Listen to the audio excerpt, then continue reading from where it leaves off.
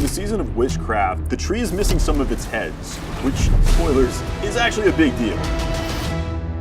Someone has stolen heads from the Tree of Whispers, and it is the Wanderer's role to discover the mystery behind who is taking the heads and to what end. As you progress through the storyline, you work with the Coven, and in exchange for your help, they will give you their own powers, and then you can utilize these powers in Season of Witchcraft. If you're not familiar, the Tree of Whispers is this ancient tree with heads. You can come and ask for favors from the tree itself, but it will ask for something in return. Notoriously, no one has been able to get out of their deal with the Tree of Whispers, until now. Who is it that's been freeing these heads from the Tree of Whispers? And what are the fugitive heads themselves trying to accomplish now that they're free from the tree? And these stolen heads are scattered all around Sanctuary, causing chaos and spreading strange rot, taking over the bodies of the living. Head rotten are what happens when a head from the Tree of Whispers attempts to graft itself onto an already living creature to reclaim that life. They retain some of the tree's power. Brambles and roots grow along the inside of these creatures, bursting out and causing them to essentially have a head detach. And they don't mind sacrificing their living victims in their pursuit to live again. During the course of the season of Witchcraft, you're going to work with different witches to help solve the mystery of the missing heads. The witches of Hawazar are a coven of witches and chose to serve the Tree of Whispers in exchange for its power. At this point, hatred is spreading all throughout Sanctuary, and for the first time, it's managed to launch an attack at the Tree of Whispers. And though the tree is still standing, it's definitely worse for wear. And the witches that are bound to the tree have to set things right. Investigate, hunt down these heads, and through gathering strength in their witch powers to deal with the encroaching threat, they will be able to uncover what the mystery is. In exchange for your help, the witches are offering you their witch powers. And this season, you're going to be able to tap into 3 major categories of witchcraft power. Una has eldritch powers, which are tied to the cycle of life and death. Eldritch powers are the witch's form of dealing damage directly to enemies in the form of fire damage, burning damage, shadow damage. Galena has power over psyche, which is illusion and seeing the unseen. Powers of the mind, will, and soul, and they're the ones that protect you in battle. Growth and decay powers are powers of the swamp. Caden deals with the body, disease and poultices, familiars. They're the ones that decay your enemies and heal you in battle. So you might be going for a fire sorceress, for example, and decide that you want to have ancient mystical frogs helping you in some way.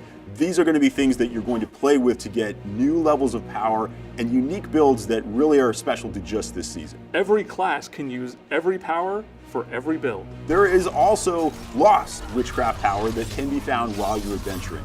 This is a special witchcraft power that exists outside the purview of traditional witchcraft powers.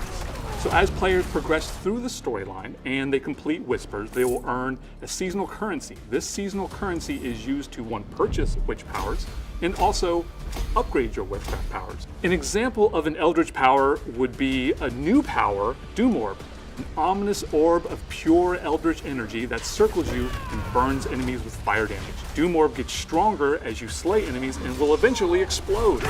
Doom Orb will also launch itself at enemies if no enemies are near you. So we do have some returning fan favorites coming back in Season of Witchcraft. Players who are fans of our franchise will remember some of these powers are from Diablo 3, specifically the Witch Doctor. Firebats is returning from Diablo 3. Those who have played the Witch Doctor also remember the Hex skill, the Toad of Hugeness. However, it's been reimagined for Diablo 4 and Season of Witchcraft. This is the Poison Frog Servant. I just think it's adorable, and I want to have a murderous pet frog follow me through Sanctuary. Of all the witchcraft powers, something tells me that players are probably going to be the most excited about Piran Nita. It's effectively a whirlwind of water and chomping piranhas that will just shred your enemies to pieces. And yes, it does pull enemies towards it. So players will be unlocking and upgrading their various witchcraft powers through performing headhunts. You're going to see that there's an area in the world where the Tree of Whispers has detected fugitive heads. The head rotten are there. You need to go hunt them down. When they interact with other monsters in the world of wary. Best case scenario, they horrifically corrupt that monster to become a new headless form of itself.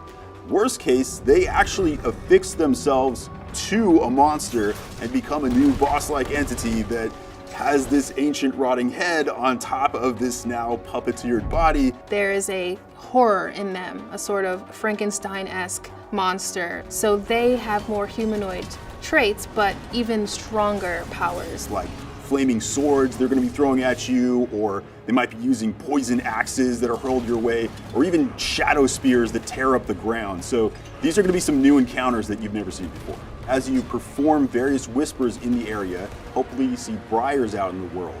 These are going to indicate that there's a head rotten there. If you manage to successfully take down one of the head rotten and claim a fugitive head, this can be returned to the witches at the Tree of Whispers, and you're going to get special seasonal Soctables as a reward.